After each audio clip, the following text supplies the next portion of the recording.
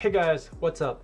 Coronavirus and now these protests and other riots have caused tremendous disruption to the retail environment, and nowhere else has been harder hit than Manhattan, New York City. There's a recent lawsuit filed against the NBA, and this might be the worst yet to hit sports. I'm a commercial real estate attorney. I get all sorts of alerts for different lawsuits filed to make sure I stay up to date on the brand new cases. This is a fascinating lawsuit due to the circumstances and the speed to which the landlord filed a lawsuit. For most of my landlord clients, they're going to try to work it out with the tenant. There's some communication about the cash, the ability to pay, whether the tenant is really open and is able to generate revenue. And if they can come to an agreement, a lot of times having a negotiated settlement is better than just jumping to a lawsuit. So let's take a look at this complaint. It's filed in the United States Southern District of New York.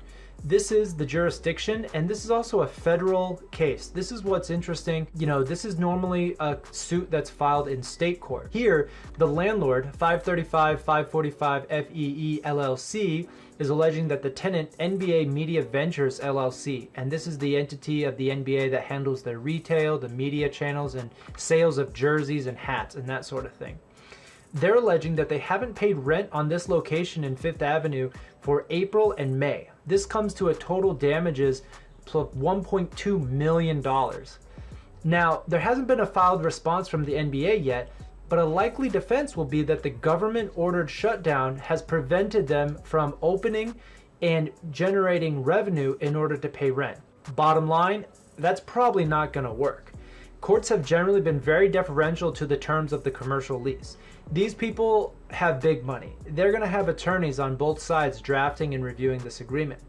If a tenant was concerned about a potential government lockout, they could and should have put a provision enabling deferral or an automatic non-payment in the event of such a situation. This type of lawsuit is really probably just a leverage play. The landlord has likely been negotiating and hasn't gotten anywhere with this particular tenant. So this is just leverage. The landlord doesn't like this particular tenant and maybe wants to evict them, or the negotiation process has taken too long. Filing a lawsuit starts the clock. It starts a countdown of when things must happen according to a court-mandated schedule. So if you're a landlord with a tenant that's not communicating or a tenant that is way behind on rent, this is the type of action to take and spur a resolution so that you can gain some clarity about what's going on in the situation. That's it from me, and stay tuned for more interesting commercial real estate news.